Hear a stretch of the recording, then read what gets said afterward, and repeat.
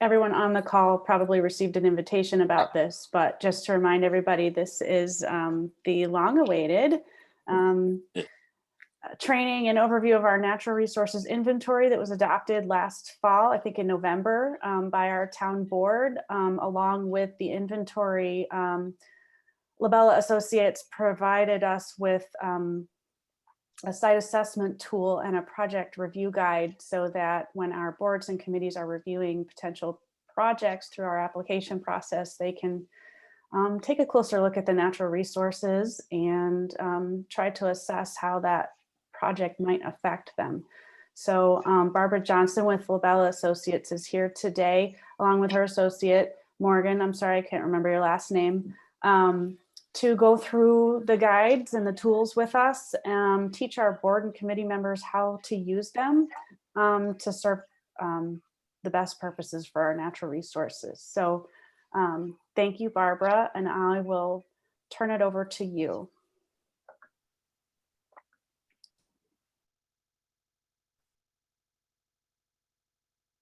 Thank you, Sarah. So thanks for giving us the opportunity to present this. The Town Environmental Conservation Board worked with us on developing this updated natural resource inventory and the development review guide.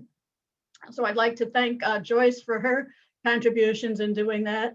While we were putting this report together, it was important to make it as user-friendly as possible and try to just help the project review committee understand how to use it and how to take into consideration natural resources in the town during project review. I'd like to introduce my, excuse me, I gotta mute myself here. I'd like to introduce my colleague, Morgan McKellos. Did I pronounce that right, Morgan?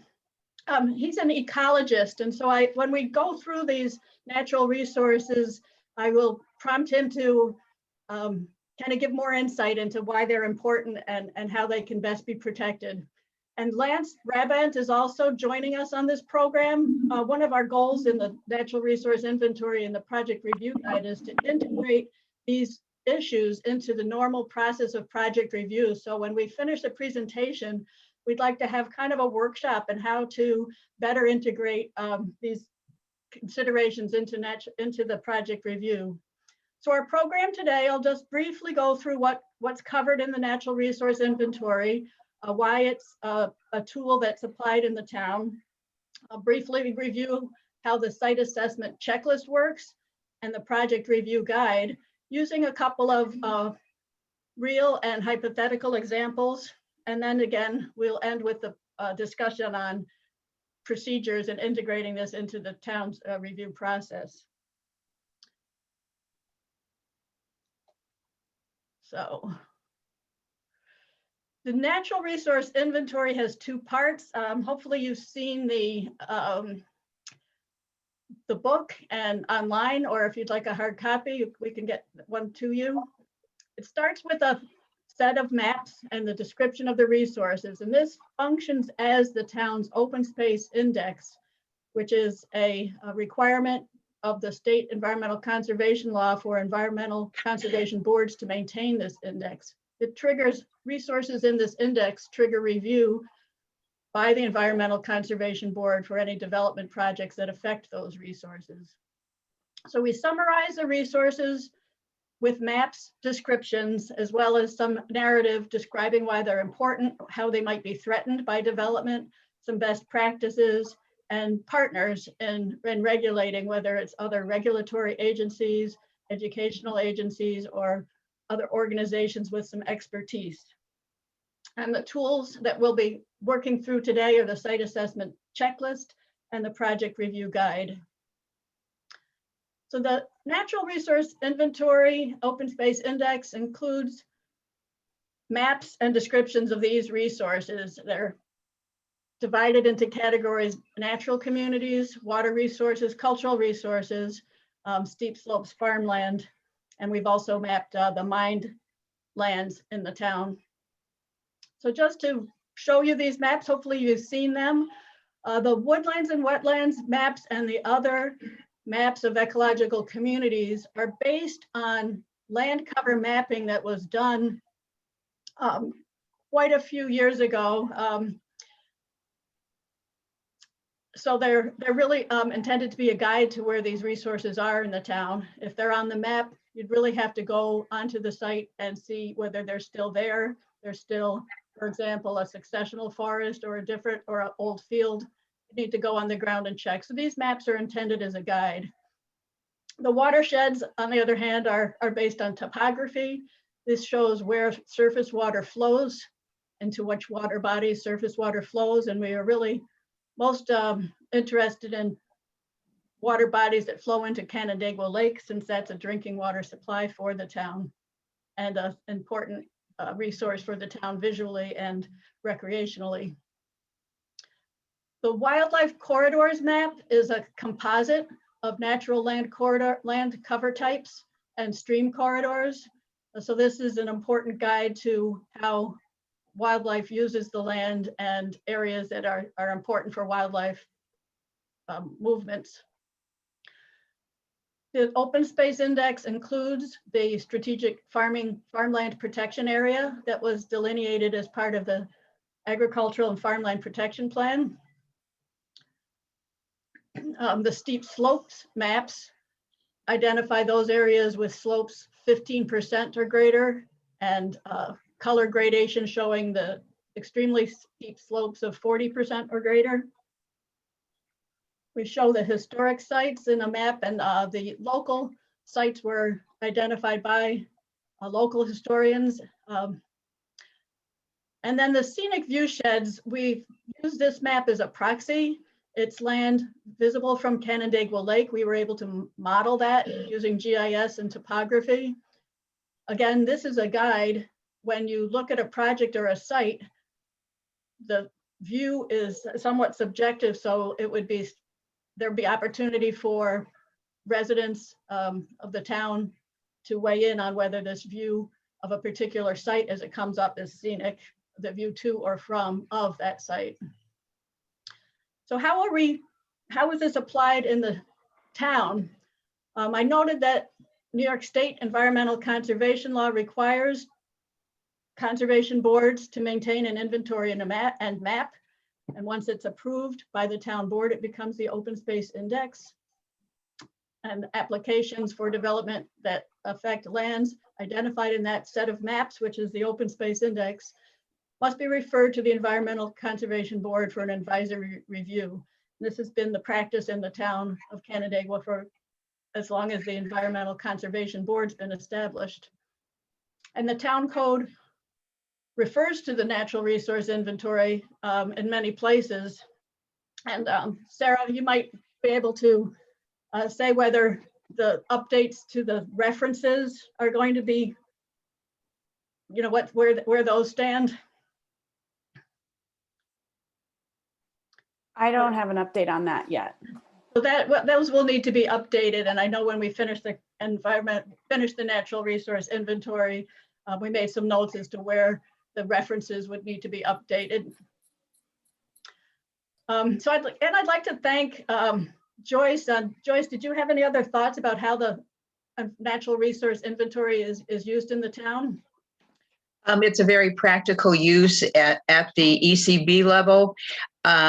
We had developed, and I'm sure they're still doing that, our advisory reports that were based on the conditions, the site assessments, and all the mapping in the town, actually, and that we found that it's in the open space index. So this is a very important thing. And I don't know, Barbara, if you're going to indicate how the county has now established these and records these assets in their exploratory app at their planning board review process.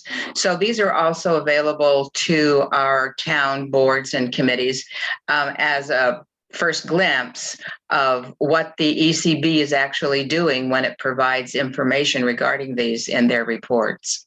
Yes, thanks, Joyce. I will note the Encore tool when we go through the site assessment review, because as you noted, that can be done through their tool pretty efficiently. Yeah. So this site assessment checklist. Hopefully you were able to download that. It's basically a list of questions for you to look at and answer when you first look at the site. You know, what resources are on the site, what additional information is needed, and where can you find that additional information. As we just noted, if you haven't browsed through the Ontario County Encore system, we'd encourage you to do that. Basically, you can search a parcel and find out what resources are on the site. For example, land cover, they do have these land cover maps in the online mapping system, and you can find out whether it's a rare or vulnerable land cover type, or a farmland or an old field, or a wetland or woodland. We're interested in whether there are any endangered species. There's a New York State DEC tool for that, and I believe the Encore system also links to that. Right. For woodlands, the town of Canandaigua has some really beautiful woods and successional fields that are turning into woods. So when you look at a site, you want to take a close look at the woodlands on the site. Not only what's there now, is it part of a larger area? To look at the edge, which is a habitat for birds and sometimes bat populations. There's a question as to whether it's in the strategic forest protection area, which we mapped as part of the open space plan. And not all woods are equal, so it would be beneficial to send a ecologist to the site to look at the quality of the woodland and the ashes. Morgan, if you're there, do you want to give some insight on how you would evaluate the quality of the woodland? Sure. Of course, there are some fairly common sense, obvious things like, you know, is it a very mature canopy, you know, something that's going to take a long time to replace? I guess if you're looking a little bit, if I were sent to the site, I would look for bat habitat trees, you know, snags, or there's a kind of a hickory tree that they like to, shagbark hickory, that they like to live under the bark of. But I would also recommend to not necessarily, there's sort of a habit of people of kind of valuing early successional, like old fields growing back into forests, less than a proper mature forest. But a lot of jurisdictions are sort of changing their view of that, because these younger forests that are emerging actually have a much higher metabolic rate because they're growing than mature forests do. And so they're sequestering a lot more carbon than some mature forests. So they're considered a little bit more important than they used to be. And they also, those shrubby lands that are growing back into forests are also really key habitat for a lot of songbirds and other faunas. Yeah, I guess that's kind of a nutshell of habitat. Thank you. So when certainly we look at the, you know, in addition to the land cover, what watershed is it in? Are there water bodies on the site? Is it a stream? What's the classification of the stream? Most of the streams in Canandaigua are, you know, class C, but there are some higher class streams. And when there's a stream on the site, it is important to look at the buffer along the stream. Is it vegetated currently? Is it bare or damaged and needs restoration? And is it a steep slope or gully? There's plenty of those in the town. And so Morgan, what would you look at when you looked at a stream going through to evaluate the stream buffer? Right. So the buffer is given to a stream. It kind of depends on the topography. You know, is there a steep slope down to the stream, which would make erosion much easier to happen and more likely, or is it a little bit more level, and so you know, maybe your erosion concerns from a disturbance wouldn't be quite as acute. I guess you know, there's a number of kind of parameters that we use to come up with a quantitative value for a lot of streams.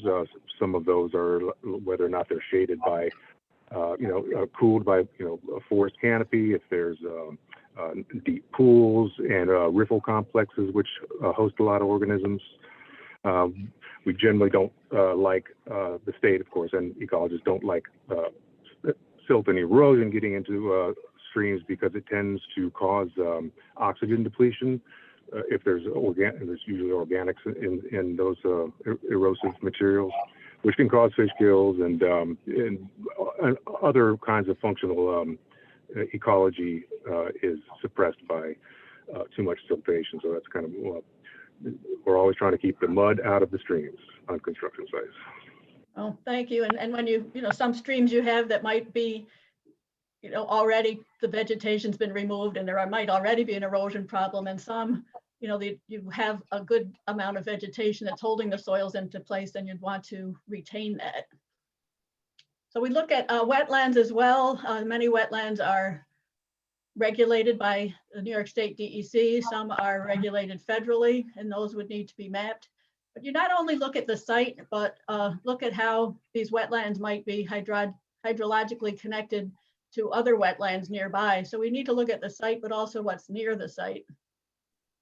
Look at the impervious land cover. If there's any of that on the site, that makes a difference. You want to minimize the increase in impervious land cover if possible.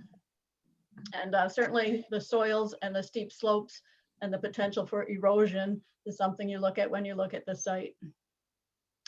And with cultural resources, is it near a recreation area that there might be some opportunities to connect natural resources on the site with existing natural areas to protect a scenic view? One of the proxies we have for that in our natural resource inventory maps is sites that are higher than 1,000 feet in elevation. They're highly visible, as well as the lands visible from Canandaigua Lake, or any historic resources. And so this is your site assessment checklist. Agricultural land as well, certainly. Is it currently farmed or farmed within the last 3 years? Is it high quality agricultural soils? And is it in the town's strategic agricultural farmland protection area? And what is it near? Is it part of a larger complex of farm fields, or is it isolated and not contingent on other farmland near it? Those are your questions. So you can get a snapshot of the site assessment by going to the Encore. I'm not going to go through that, but there's a great report that you can generate by parcel. And the reason I didn't generate it is our sample project that we're going to use is already developed. So we're going to take a walk back in time and look at the Stablegate development, which was developed in the early 2000s, I believe. So this is an aerial photo from 2018 that shows what it looks like today. But this 1994 aerial photo shows what it looked like before it was developed. So you can look at this site and see there's some woods, there's some farmland, maybe former farmland. There's some steep slopes. And so we used our GIS to generate this map, but Encore would generate a similar map showing the types of land cover there is.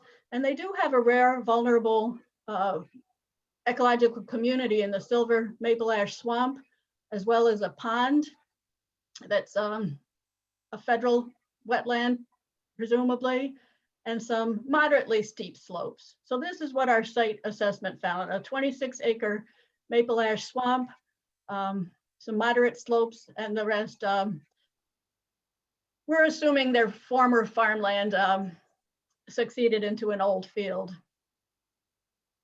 So we'd go through our checklist and really just fill it in. There's 26 acres of silver maple ash swamp, 63 acres of successional old field.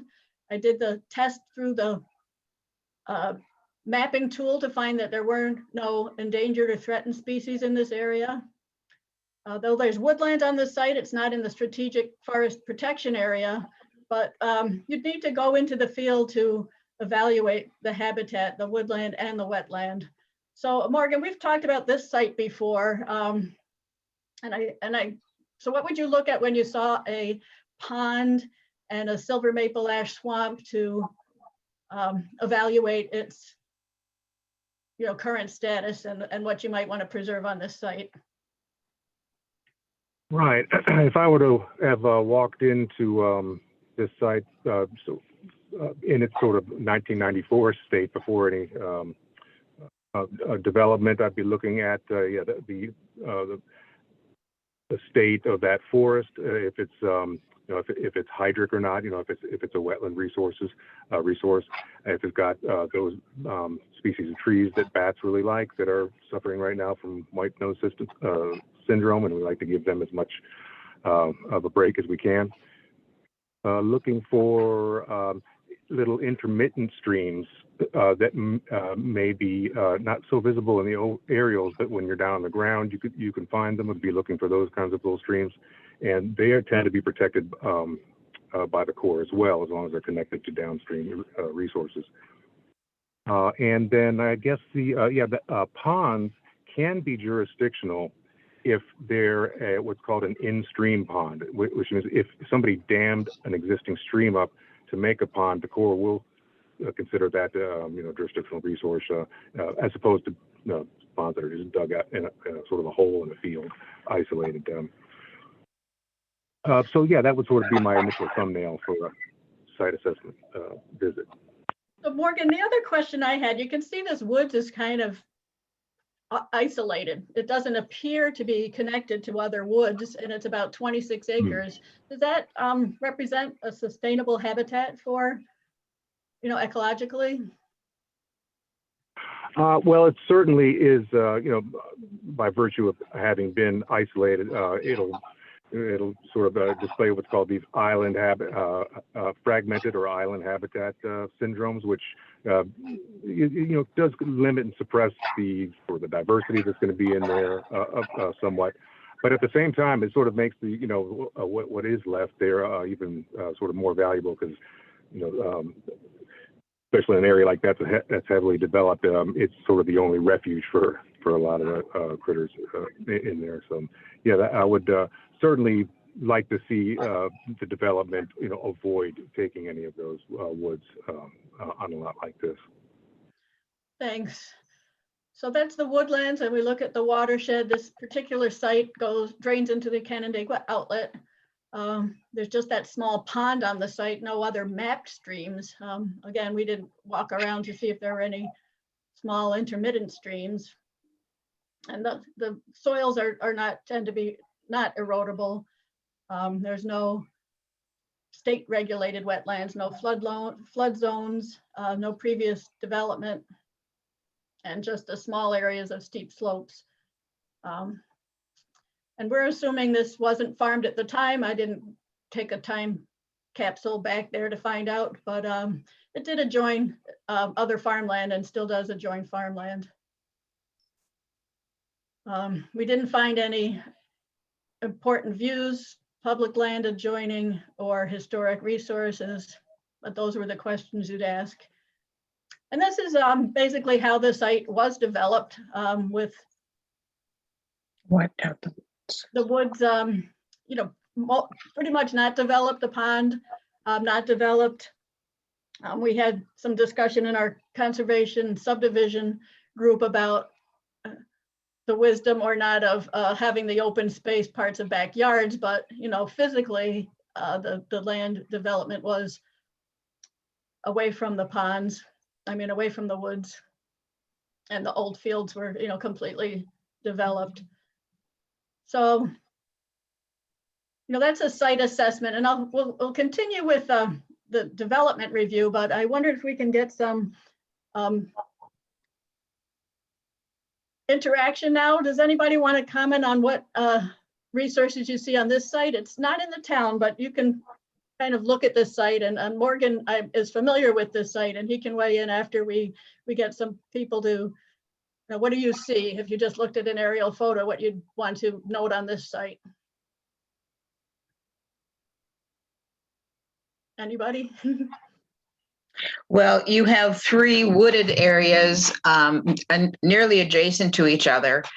And I think that you would want to preserve on this site the connection between those wooded areas so that there would be free passage for habitat in all of that. It looks like that little small one there towards the left is pretty wooded, or has some dense canopy anyway, over on the other side of the border, but still, making this still attached might be one object that you might want to look at.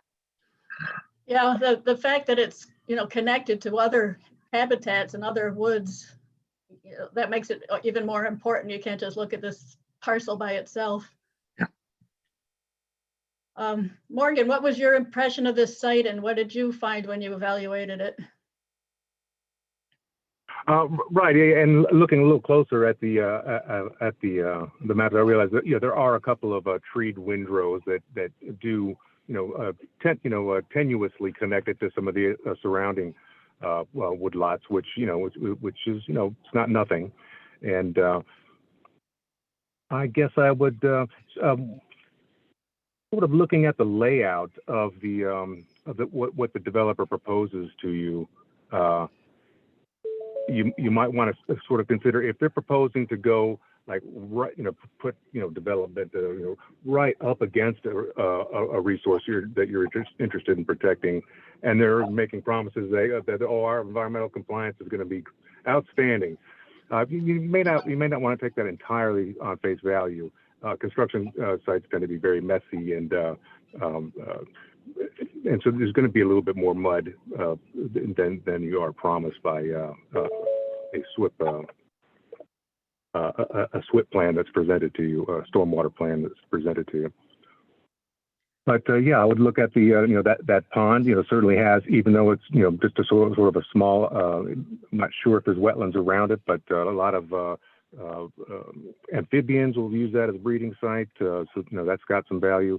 There probably are some wetlands around there, so they've got sort of a habitat connection there, and yeah, leave it at that for now. And then I guess the other point would be, you see how the driveways right now aren't going across the stream, except for this one is. So that we'll talk about that in the development review about stream crossings. And this is just another site, a little less woody, but it still has some features that are significant, would you say, Morgan? Yes, I actually don't have your visuals because I'm calling. Oswegatchie. This is the Oswegatchie picture. Okay. It's funny because I'm actually very near to the Oswegatchie River right now. But helping out my lack of visuals. What was the question again that you about the visual? Well, it doesn't look like it's woody, but it's got some small areas of trees and some open areas. Right. Yes. So there may be some fringing wetlands on that river, which are particularly important for handling the offland stormwater flows before they just rush right into the river. Wetlands that are adjacent to streams are particularly important because wetlands are essentially water purification plants. Yeah. That's why we like them. Yeah. So I just want to move on so we don't lose all our time. The project review guide, so the site assessment, you can get it in Encore. They'll spit out a whole report that says there's this many acres of various ecological communities, the soil types, the agricultural soils, the slopes, and you can get a nice report of that. Then you want to look at what the developer is proposing. And the key question is, are there going to be vegetation removal? Because that could affect your ecology, your wetlands, your water quality, erosion, and views. And if that's being proposed, could it be avoided or minimized or mitigated somehow? The second key question is, how is the project going to change the amount of impervious surfaces or alter drainage patterns? Because that could affect ecology, wetlands, water quality, and flooding. This question is one of the things your engineers typically look at because stormwater is a required component of the review. So, the drainage is certainly, covered as a matter of course in project review. How will the project affect farmland? We're looking at both conversion of actual land from farming to other uses, as well as possible impacts on infrastructure such as drainage and access roads. We look at the site and the neighboring sites. Will this project affect neighboring public areas, recreational areas? Are there opportunities to connect to trails? Will it affect those opportunities? How will it impact any historic sites or scenic views? So the mitigation required, vegetation removal is, it has a big impact. So you want to have the site plan minimize any disturbance or avoid completely disturbing forests, successional fields, adjoining forest, stream buffers, floodplains. If possible, site projects in areas that were already disturbed. Avoid the areas with young trees, as Morgan noted. These have increasingly appreciating value as edge habitat and also for carbon sequestration because they are growing so quickly. If there are areas that have been disturbed and already have invasive species, use them to hold the soil and don't dig up natural vegetation elsewhere. If there's any endangered plants, look for those. And the timing of construction can be helpful too. If you're removing trees, do it in the winter so that you're not disturbing bats that may be breeding in those trees. Retain that edge habitat and wildlife corridors.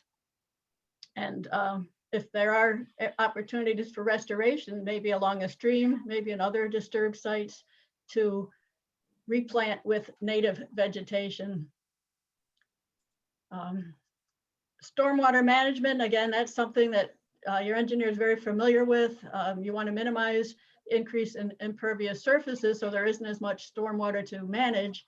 And you want to retain the flows off the site so that you're not blocking flows to neighboring sites and you're not decreasing the quality of water that flows off the site and not causing any increased flood risk on neighboring sites. So again, with vegetation, the natural vegetation is important for wetland quality, stream bank stabilization, and to prevent flooding, as are the impervious surfaces. So for agricultural lands, some development plans might say, well, we're going to keep, a few acres of farmland in continuous production. So you want to take a look at whether that farmland that's proposed to be retained is going to be viable, based on its location. Is it adjoin other fields? If it's just surrounded by houses, it might not be as viable as a farm field that's surrounded by other farmland. So you want to avoid fragmentation, and certainly avoid damaging any agricultural infrastructure, access to farm fields either on or off the site, or drainage infrastructure. And if that needs to be done, you can have the developer relocate or replace any infrastructure that might be affected to avoid impacts on neighboring farms.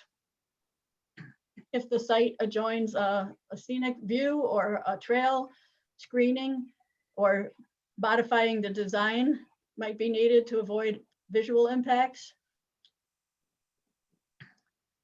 So we'll look at this site again as a project review. Say this was a project that was just coming to you. You've got the woods, and this is the proposal. What would any of you suggest for maybe a change in the project? We're going back in time, and this is all water under the bridge, but we can do a hypothetical here. Hypothetical modification of this proposed project. Hypothetical?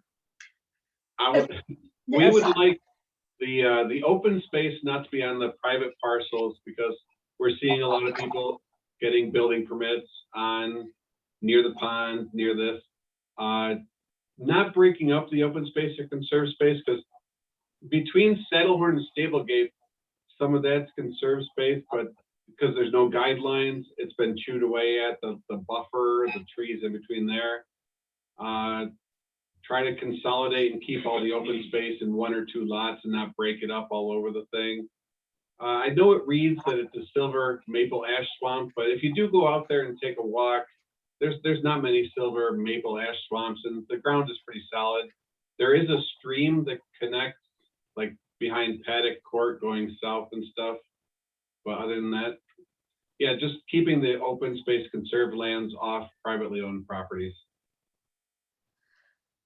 So Morgan, I was wondering also about this location of the houses. They come right up against the woods, and even if it's not, that sounds like it's not swampy woods anymore. It's a different type of woods, but even so, they've got some ecological value, right? So what would you say if you saw this site as a proposal, so close to the woods? Yeah, I mean, a house being near to a forest itself doesn't automatically scare wildlife away. Wildlife does actually tend to sort of acclimate to those kinds of changes.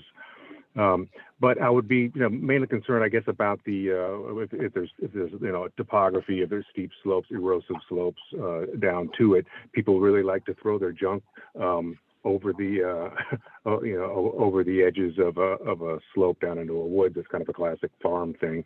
You find a lot of dumps there. People tend to want to put stuff there, and then that's pretty much my main concern there is erosion in a situation like that. I guess the construction phase is really the most sensitive time too. So, even if the house isn't tough to be close to the woods or a stream, even during construction, you could have some erosion occur. There was a bad storm in the middle of the construction season, and that could be damaging for years. That would take years for the habitat to recover from. Right. When you're dealing with the people wanting to press right up into a resource, you'll want to consider the defensibility of the boundary there. Like, is a simple silt fence going to hold back an entire or that whole construction site? If there's a slope down to it, that's kind of vulnerable, and it's probably going to be a leaky construction site into your resource. But and so in those cases, you may need enhanced perimeter controls like silt fence and straw wattles and those sorts of things. This site actually isn't too steep, but I mean that's something to consider. The risk is much more severe when you have some slopes that the erosion would be could be more damaging, more severe. Okay, and again, this is a hypothetical, and I think the same principles would apply. Try to avoid the wooded areas. Morgan mentioned the hedgerow here that kind of connects. That would be something. That would be a feature to retain, as well as if this were going to be developed, say for a residential subdivision in the middle. As a buffer to the farmland to the south, maintaining a physical buffer between houses and farmland is good for the neighboring farmer to avoid any drift of dust, as well as potentially, tempting for trespassing teens, as well as the stream crossings. I'll skip this one. So just, I just wanted to give you some background on resources for stormwater management and stream buffers. This image is in the natural resource inventory and the open space plan because I thought it was helpful to understand. You have a stream, the sensitive area next to the stream is certainly the closest. 25 to 50 feet is the most sensitive, but it depends on the stream, how steep it is, the soils, the vegetation, the community. So, even up to 300 feet from the stream could have an influence on the stream for wildlife habitat, for example. And these images are all from the New York State Stormwater Management Guide. And it's helpful to keep these in mind as you're looking at wildlife management, in addition to, your typical managing stormwater for flood protection. So we want to maintain drainage channels, not just for flooding, but also for wildlife and ecology. The plants that are in stream corridors and wetlands depend on the hydrology, because the plants that grow in wet areas are very specific, and the ecosystem that grows up around them, depends on that, being continue to have the hydrological flow that keeps them as wetlands. So when you're looking at a site, as we were talking about, delineate the conservation areas first, and then find the disturbed areas and the less sensitive areas available for development. And that goes for roadways too, to minimize the amount of impervious surfaces. Does the road need to be that wide in a small residential subdivision, or can you save some open space really by having a narrower road and maybe some footpaths instead of pavement? And stream crossings always are sensitive. When you cross the stream during construction, you could impact the siltation of the stream, and then the design of the culvert needs to be consistent with the purpose of that stream, whether it can accommodate a natural bottom for some areas, or maintaining the flow certainly, so that the hydrology continues. So those are some thoughts that are in the town's stormwater management, the New York State, stormwater management guide. Morgan, did you want to say anything about stream crossings? We have a couple of minutes before we want to talk about the process. Right. It is important to cite a stream crossing in the optimum, sort of the narrowest, a narrower part of the stream, in so much as that's feasible with the rest of the design and the layout. But I would always push to encourage bridging rather than culverting. Culverting involves some culverts often fail or are undersized a little bit.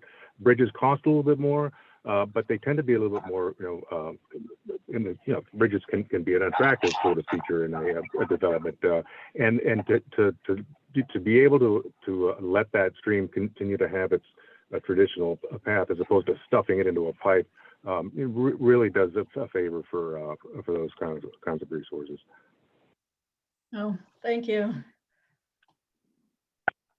So I'm going to stop. Well, we're going to stop sharing soon, and hopefully we can have kind of a workshop discussion about how can the town, better integrate these principles of protecting natural resources into its development review process. So I'm glad that the town staff is here, and the representative of the town engineer is here, who does a lot of the development review. So we want to talk about what the roles of the staff, the boards, and the consulting engineer is now, and is the timing of input, is it effective? Do there need to be changes? How is that working? Are there better opportunities, and how can the process be improved? So those are kind of my questions. I'm going to stop sharing, and maybe Lance, do you want to give us an overview from your perspective of the project review, or Doug or Sarah? I don't know who's the best person to start with that. Maybe Lance. Sure. Good afternoon. I appreciate the opportunity to speak on this, and hopefully I cover everything, but obviously I may miss a couple of things along the way. But so basically the overview of an application, let's just go through that process and then see if we can tweak it along the way. Ultimately, if you're an applicant, you're going to submit an application into the town. The town does basically an overview of that application to make sure all the components are there. Assuming that initial, I call it the gatekeeper area, Assuming that that aspect has been met, they then move you on to what is called the PRC meeting. In Canandaigua, I've been using them as the example for a lot of municipalities because I think procedurally where they have this PRC meeting, and it's got many different names, is appropriate because of the fact of what we're talking about going forward. The PRC meeting consists primarily of town staff, code enforcement officer, zoning officer, planner. It includes town consulting engineer. It also includes a member usually from the planning board and from the ECB. That's your main members of the committee.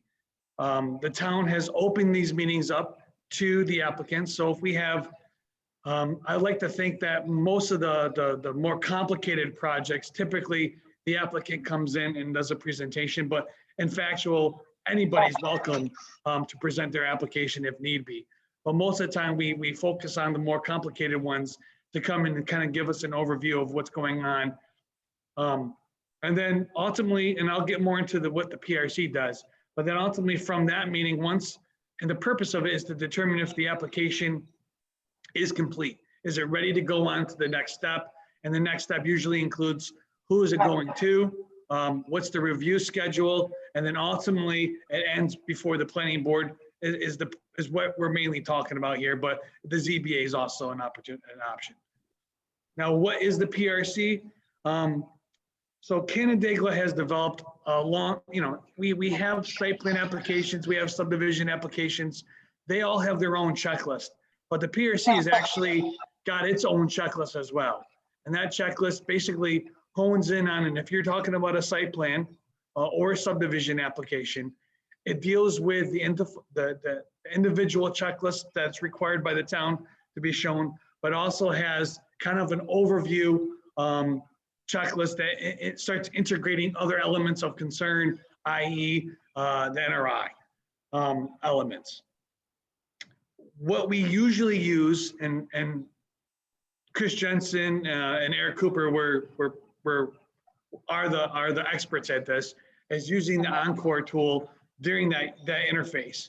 Usually that's where our initial steps begin, and we start overlapping wetlands, we start overlapping steep slopes and other streams or concern areas or environmental sensitive areas to the site that we're reviewing at the time of PRC.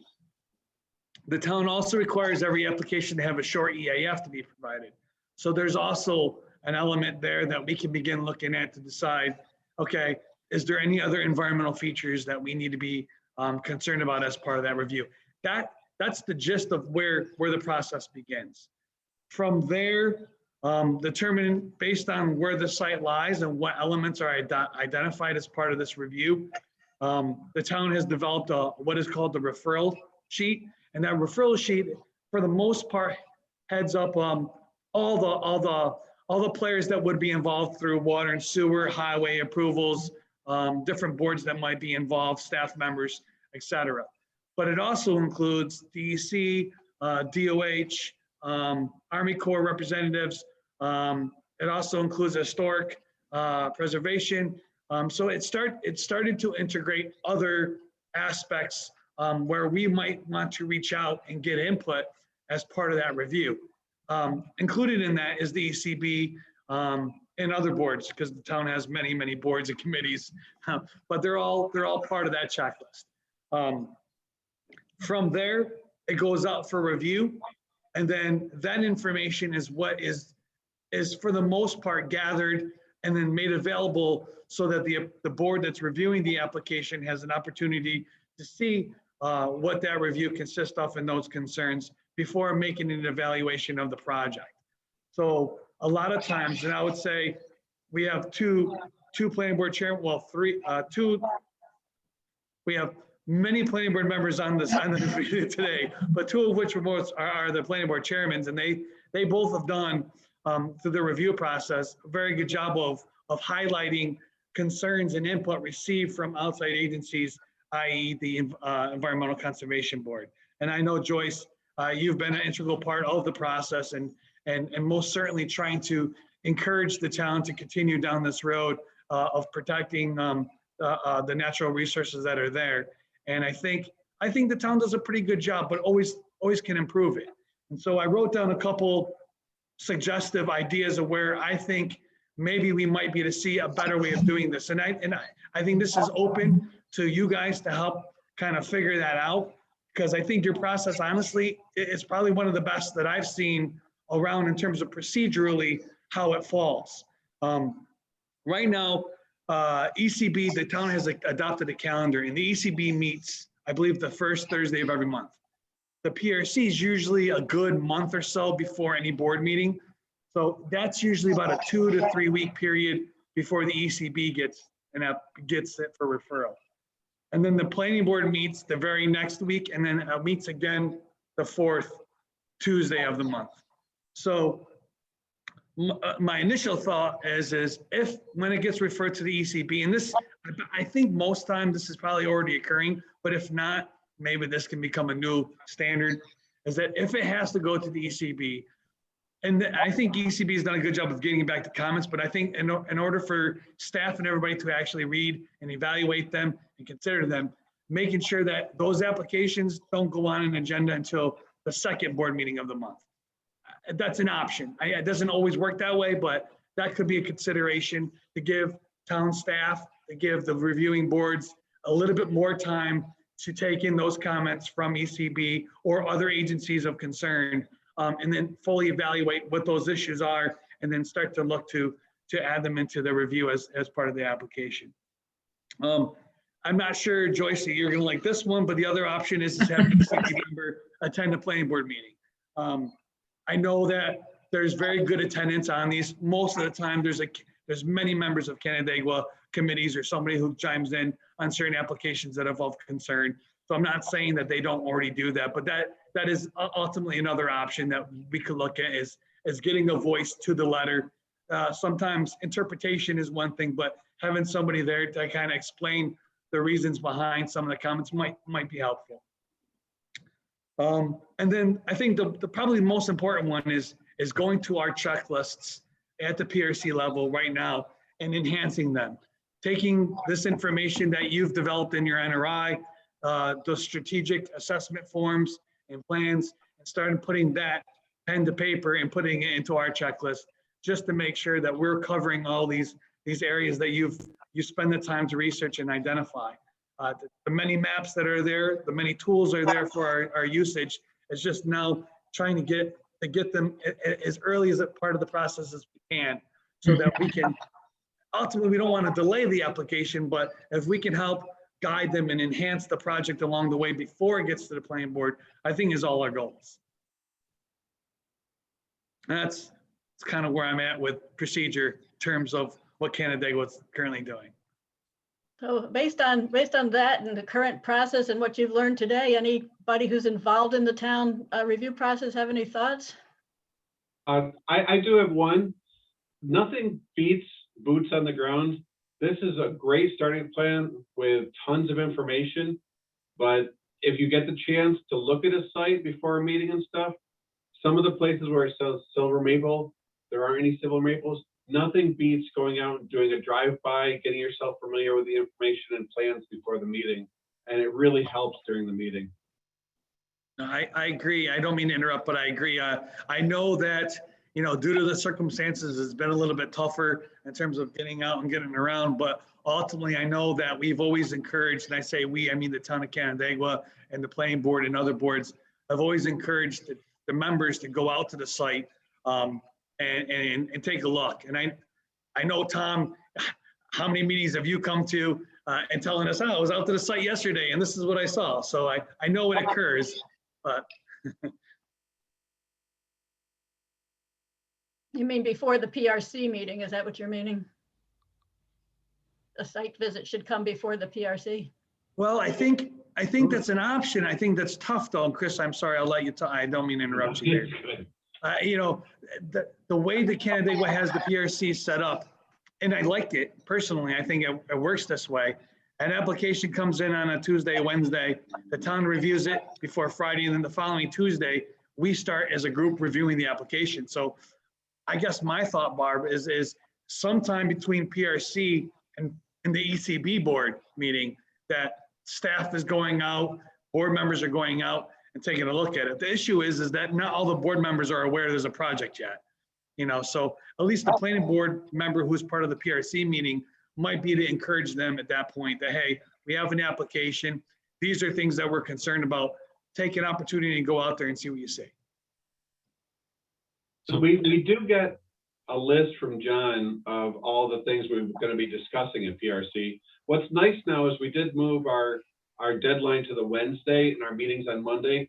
I've had the ability to go out on that Friday sometimes and go through and look at the questions I have when I get an application stuff, whether there's wetlands, whether the aerial image is updated, whether stuff like that. And it's been working out really well because we've caught things right at the beginning, so before they got really far into the process.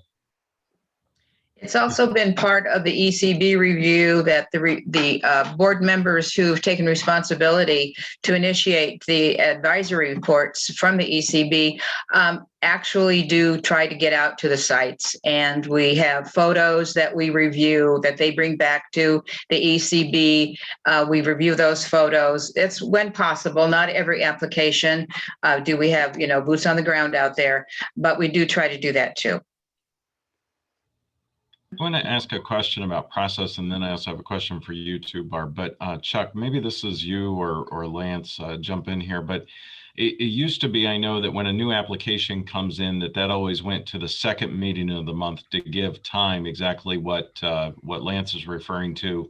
And then all the, so new applications were heard the second meeting of the month, and then anything continued or other board business was done the first meeting of the month.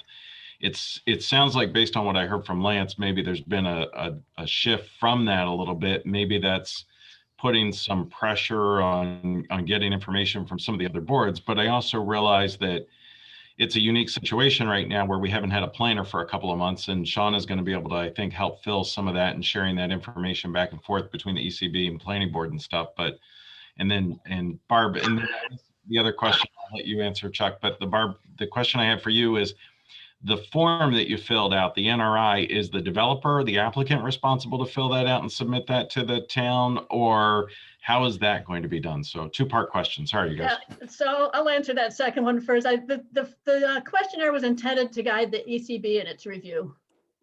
So, you know, that it does, there's tables about where you find this out, and it's in the, a lot of the information is in the environmental assessment form that's submitted with the application. So it's intended as a guide for the ECB, and our follow-up was always to try to make this an online tool so that you can, you know, make it so it's not just a paper form. So that was one of the follow-on actions from the natural resource inventory, but it wasn't intended for the applicant. It's questions that the board can answer by looking at the project.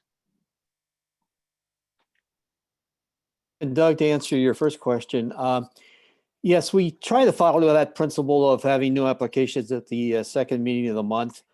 We do certainly want to expedite the review as much as possible. If it's an application that's fairly simple, if it does not require the county planning board to review it, we tended to put it on the first meeting because usually the first meeting has a lighter agenda, so we try to spread it out. So we try to follow the second meeting new application procedure, which, as Lance said, that would allow time for the ECB and other reviewing agencies to get their recommendations in. Yeah, just to add to that, Doug, I do apologize if I made it appear that that isn't the case, but yeah, I think most of the time we have been pushing or putting the larger applications on the site, or the new ones on the second meeting of the month, which has been I think our routine. But like Chuck mentioned, due to some of these applications, there's many, and we've had some meetings where I think we had 17 applications on the agenda, or 12. And so we've been trying to swing them where we could, to make it a little bit even. And most of the time, the ones that get pushed up are what is viewed at the time as being easier ones. But honestly, I think sometimes those easier ones are really the more complicated ones. And so it's just, I think this NRI process being integrated with the PRC will help better define the appropriate projects to take a little bit longer to look at. Sometimes that has to do with if the application has to go to the county as well. If it goes to the second or the first. I just wanted to grab Morgan in case he has to go back into the field. Is there any time, what would be the timing if there was a sensitive environmental site and the town wanted to get the opinion of, say, an ecologist or a specialist to go look at the site? When would that occur? Or Morgan? Do you mean what's the best time of year, or Oh, no, in how the do you mean? process of I guess, well, maybe that's the question for Lance and Morgan, but. Oh, yeah, fairly early, because if there are prohibitive jurisdictional resources there, you want to know that early. Most of our developers, like the solar developers and whatnot, they'll identify a landowner who wants to sell his land, and they'll come up with like an initial kind of a handshake, and then usually I'm the next thing that happens out there is that I'll go out there and survey just to see if this is going to be viable at all. Yeah, just So to add to fairly that. early. Yeah. Well, I'm sorry. Go ahead, Yeah, Lance. no, I'm done. Sorry about that. Yeah, I think in terms of the way we've been proceeding is most of the applications where there isn't that major concern or that we usually let it proceed through the initial process, but where we typically see other elements being needed, a wetland delineation or a phase 1 study for archaeological sensitive areas or some kind of coordination with Army Corps or DEC, I would like to believe that our PRC, that's where we've identified those concerns, and then I reemphasize them through our review or an outside agency's review. But ultimately, during the seeker process, most of those projects require us to coordinate. I'm sorry, Chris. We usually say that it's an incomplete application if they don't have that delineation and stuff, and we don't even advance it to planning or zoning or anything like that. We consider at that point that they didn't provide enough information to make a determination on. Yeah, one thing that we'd like to, get into your minds as part of this NRI is that in addition to the regulated resources, some of the wildlife and ecological benefits that might not be regulated are important to the town. So we want to make sure those are on your radar in those early reviews. And, even if it might not be a regulatory requirement, it's important to the town to maintain the viability of those natural ecosystems. So it might be worth sending an expert out there to address those, even though they're not regulated. So that's kind of what one of our goals of the NRI is to bring those resources top of mind during the project review. So can I just ask I just want to make sure I understand the process. The NRI checklist specifically, that is going to be done, did I understand correctly? That's going to be done at PRC, and then the ECB and the planning board would all be reviewing that as part of their review? Is that what I heard? I think what Lance was suggesting is that the PRC checklist be enhanced to include things that are in this NRI. Is that what you were saying? But the form that you had today, Barbara, the NRI checklist that was developed, that will be done at the PRC level? If that's viable, what do you think, Lance? Yeah, well, I guess, I think that's what we have to look at. I don't think that will happen from the ECB. We don't even get, the ECB would not even get the documents until, a week before. I mean, it's not on the, we don't get that agenda item until that time. We would have to review this document before the PRC, give us enough time to go and have our advisory report before the application is even complete. You even know that the application is complete. So the ECB can't get an incomplete,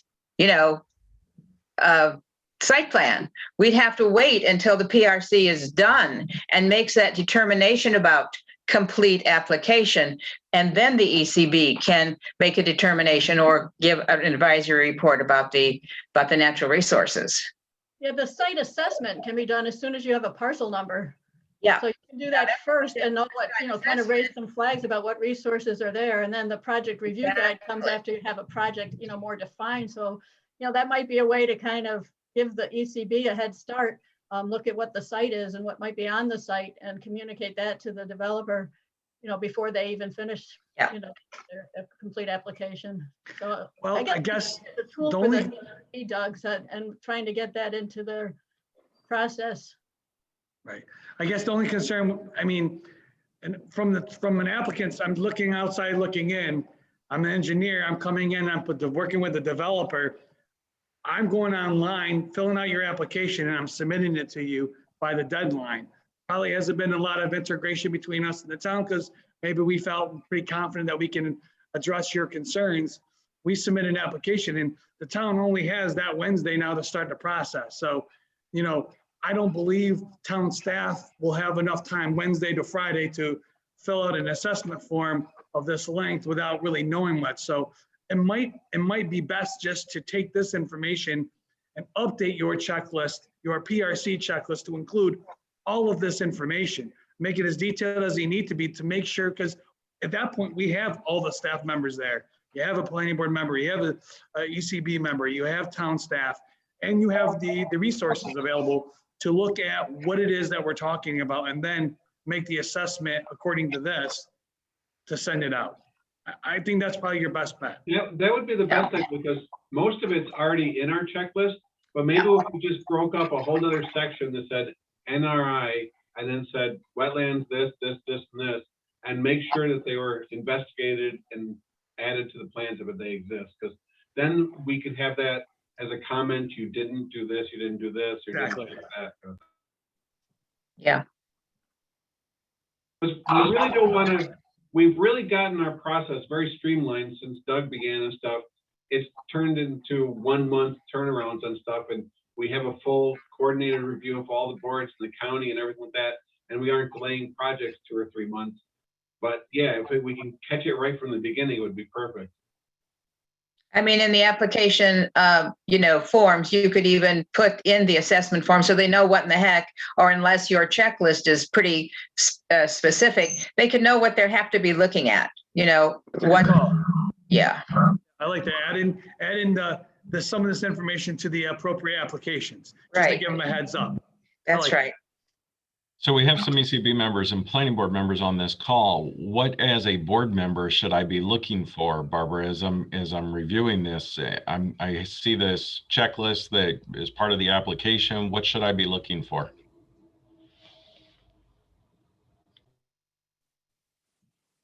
I mean, I guess I don't really understand your question. They're reviewing an application. They're reviewing an application, and even like in the example you gave, X number of acres of woodlands and stuff, and they're making a recommendation. Like an ECB member would be making a recommendation to the planning board. The planning board is ultimately going to make the decision whether to advance the project or not and what conditions. But what is it specifically? As we're reviewing that form, as a board member specifically, I guess my question is, what should they be keyed in on? How much of it, how do they take that into consideration? Can you give some guidance on maybe what other municipalities do? Well, the project review guide really is a step-by-step on what to look for when you're looking at an application. You look at the vegetation removal, the drainage, impacts on farmland, and it really walks you through the review of an application. So and I think to add to that is there an opportunity for us to, as the reviewers of the application, to make suggestions as maybe relocating, is all the grading that's being proposed necessary? Can we shift things around in a way to further protect that wooded area that is otherwise going to be removed with the back lawn improvements that we know are coming in the future? Is there a way to distance ourselves from other vegetative concerns or wetland or our streamways or those type of projects? I think what I've seen is on the bigger projects, most of the time that stuff gets vetted out very early on because it's a big project. They're giving us a full assessment form. There's a lot of background and reports that come as part of it. So the review process is pretty streamlined and you're getting all the information.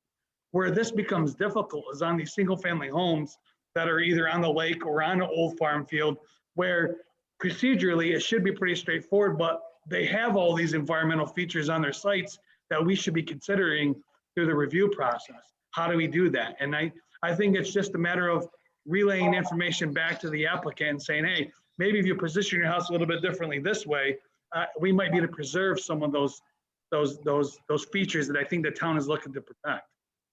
And you could share this guide with your applicants. I mean, it's easy Yeah. enough to understand, and they could, you know, read it. It's like, this is what the town is going to be looking at. You should answer these questions for yourself before you submit. That's a question that I had was, you know, integrating the NRI into this whole review process. Something that was running through my mind was, is there a project threshold that would have to be met, or would this be integrated and be commonly used on every project that comes in? Whether it's single family home or 50 lot subdivision or. Yeah, if there's a board approval required and it affects a resource that's in the open space index, it must be referred to the ECB, and really that's the threshold. So when there's a board review required.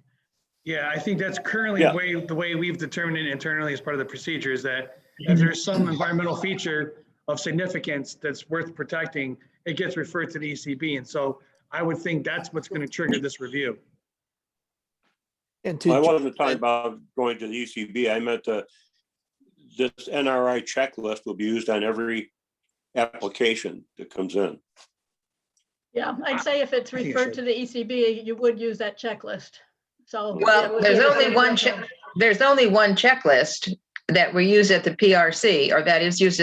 So I think if it's integrated in there, yes, if it's got, you will find out if that single family lot is, you know, is wooded or whatever, or it has a big pond on it, or it's in a floodplain or whatever. You'd find that out then. And it would go to the ECB. Everything that's in the RLD goes to the ECB.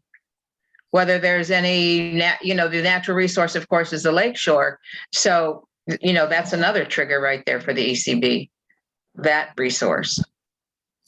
Yeah, I think at the PRC level. I mean, I think it all comes back to what's the earliest time frame that we can actually do a full-on review of a site and determine where it's going to go. And I think that's across the board, Terry, to every project. And so I come back to the PRC means because we have a PRC for every application that comes before the town, whether it's ZBA or planning board.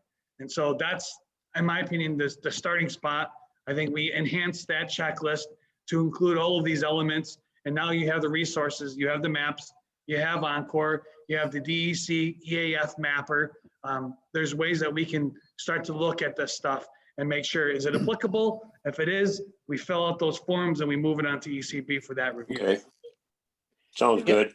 and on the larger subdivisions, usually that's into a conservation subdivision analysis, which keys us to the NRI, which those parameters determine our constrained lands as to determine how much is developable.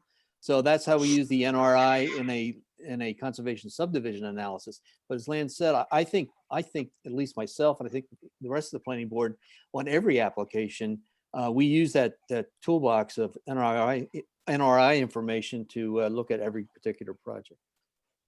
I guess to answer Doug's question from before, I think, you know, this site assessment checklist and project review guide are ready to go for the PRC. So you can use those in conjunction with your checklist, or better yet, you know, integrate all of that into one checklist. But I think, you know, it is ready to use and not that complicated. Go ahead, Joyce. No, I was just agreeing. Yeah, that's right. My question is, how much regulatory teeth does the NRI that's not part of a state, federal, or county regulatory procedure? How much can we actually impose upon an application in terms of compliance with the NRI? Well, that's a town policy. You know, the town has its, you know, the town has the ability to require protection of its own, you know, resources that it says are high priority. It's maybe harder and take more will to do that because it's not another agency that's going to come down on you, but it's in your comprehensive plan, you know, to preserve resources. The environmental, you know, conservation board's making recommendations, you know, so it comes down to, you know, your sense of priorities and how, you know, much negotiation, you know, you can withstand with the developer. Yeah, you have these reports, and you have you have your shoreline guidelines, you have your ridge lay. you have your stream buffers, you have your wooded area protections, and now you have the NRI on top of it. I think these are all reasons to support why you want, if you want something to change or to not move forward due to its impact on some of these features. I think we now have the resources to support that determination. And it's also part of seeker. So if you want to look at a state law to back you up, these resources are all going to need to be identified in the environmental assessment form. They should be. And if they're not, you can make them go back and put them in. These are resources that are important to the town. It's difficult because sometimes the single family home residential projects are considered to be type 2 actions. Okay, well, not in that case, but yes. So that's where we get stuck it's really there. your, implementing the town policies through your Right, development review. And you have the authority to do that. It's just, maybe harder. Well, it comes down to a yes or no vote. I mean, in the end, so I mean, there's the teeth, I would think, Chuck. I mean, you say, look, we see this issue, we see this problem. We'd like to see you mitigate it this way, and we make that a condition of approval, and you get the approval. Otherwise, you don't get the approval. Even though you don't have a local law to back it up. You are the decision makers for site plan, for approval. So, you do have backup. You've got a lot of policy. You've got a lot of town policy. It's, just exercise it, I guess.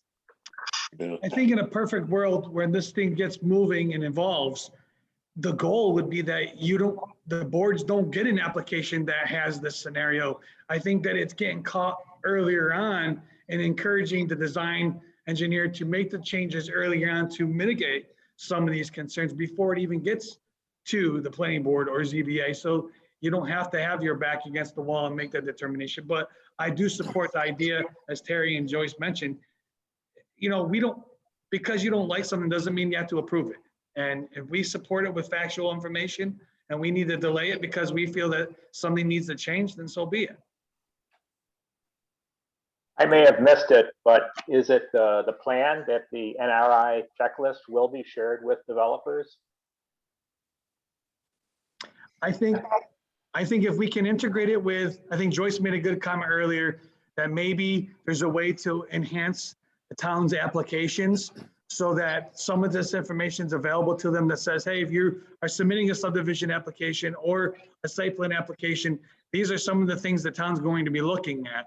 And then as well, what occurs at the PRC meeting is that we review applications, we go through the checklist, these would be integrated into the checklist, and then those become minutes, actual recorded minutes. And those minutes get sent out to the developer, their engineer, and staff, and get posted. So yeah, they would have record of what was being discussed and the concerns being identified.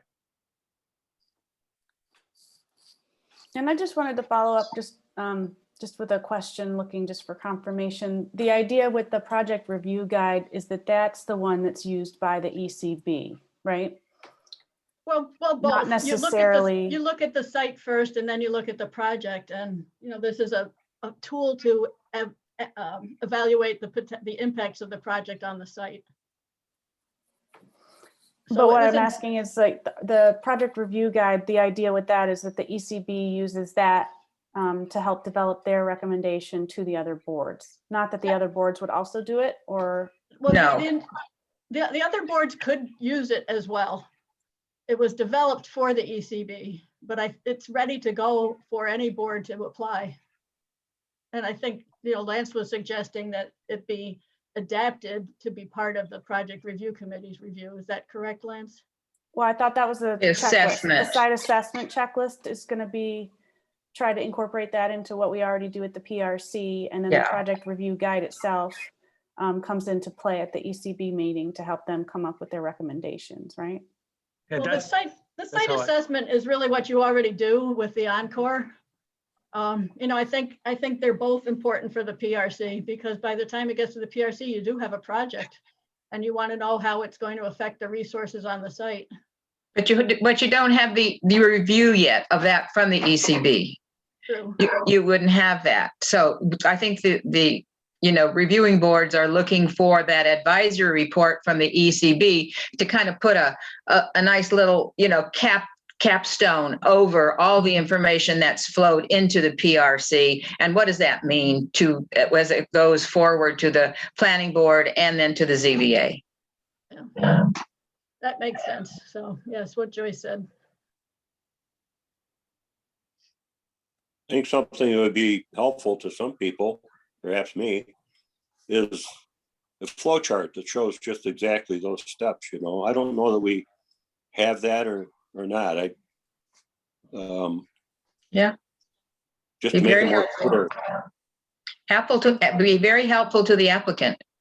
Just like what we've kind of done with on the Uptown form-based code, there's a little flow chart there. Right. Flow chart of process always helps people understand what they're getting into. I think the site design criteria contains an application flow chart. It's not so much a flow chart as it is procedural stuff. I guess that's always possible that they could, I know it doesn't include the ECB in that process, and it probably should, but it's basically a bird's eye view of an application comes in and then where's it go? Whether it's a ZBA application or a planning board application or a secret, those type of things. You guys, since Michelle is the one that has the primary first point of contact, can we just ask her to comment on that? We have flow charts that I believe she shares with the applicants. Okay. Yes, we do.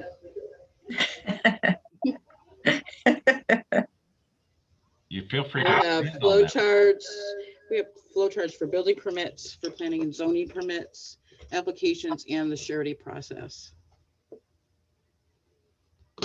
All part of your wallpaper, right? Yeah, I mean, ideally, this project review guide, would be done in a digital form so it could prompt you if yes, go here, if no, go there. I mean, we weren't able to finish that, but that's a follow-on project that was recommended. It would be a great project for an intern who wants to, make the process smoother. You can do it right on your phone. That'd be great.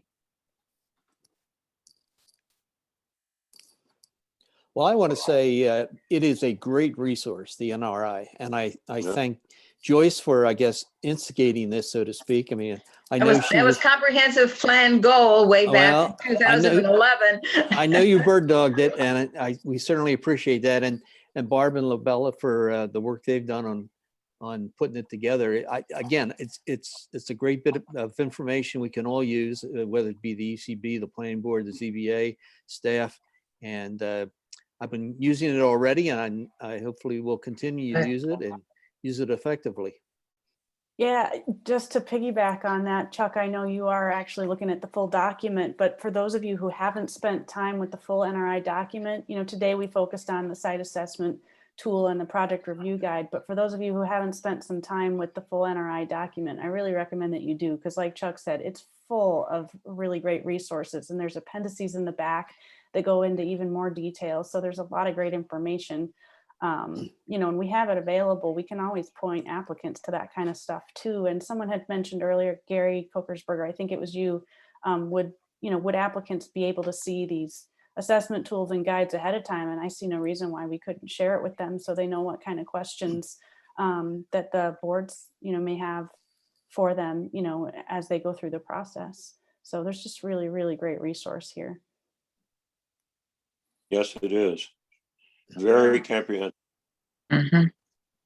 Want to thank Barb and Labella really for all the support that they gave the CIC and the NRI team regarding this project. It was years in the making, and and we appreciate you just staying with us the whole time.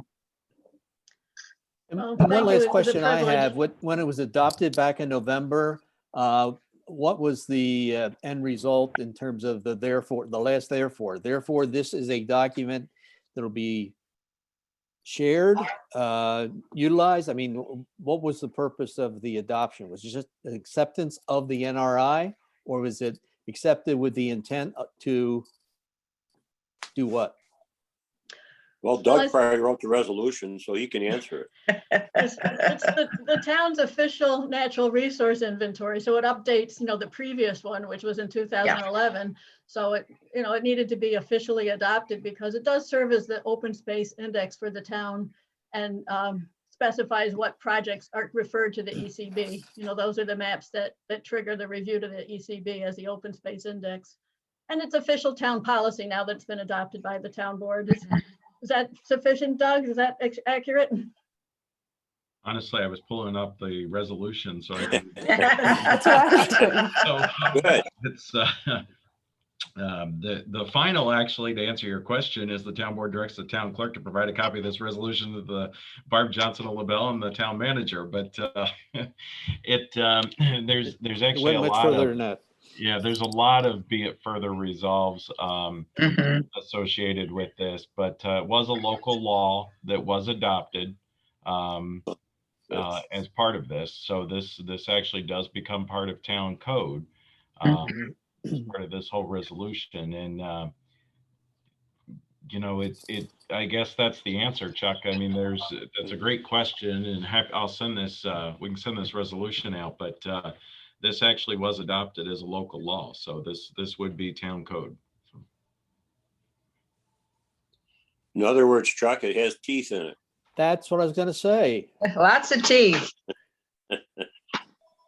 More than just dentures. Okay. Yeah. Well, thanks all for sticking around. I think this workshopping of process and making sure it's, top of mind for all the boards was helpful. So I appreciate you participating in that, Lance. I'd like to thank Morgan for sticking around too. I hope you found that interesting, Morgan. It's nice to be involved with projects, right? Yes, I appreciate being included. It informs a part of these processes that I'm not as close to normally. So thanks. And likewise, Barbara and LaBelle, thank you for including me in the conversation today. So thank you. We want it all to work together, so that was the purpose, and to give it some legs to work as it was intended.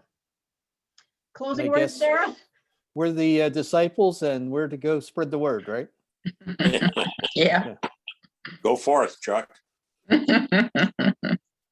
Well, thank you, Barbara, Morgan, and Lance for joining us and taking us through these guides and explaining everything. Thanks to all the board members who came. I hope the process makes it a little more efficient to help us protect the natural resources, a little more clear, gives us some better tools, and as you guys said, some teeth too. So I think this concludes our training. I know some of you, your board members couldn't come. I know some of the ECB members and some of the planning board members couldn't come, but I see our two chairs joined us today. So, please make your members aware this is recorded. It'll be up on the town's YouTube channel. And yeah, I think that's it. So thank you everybody for coming. We appreciate that you spent the time with us today. Thanks. Thank Sarah. you, Thanks. everybody. Thank you, everybody. Thanks, Thank Barb. you, guys.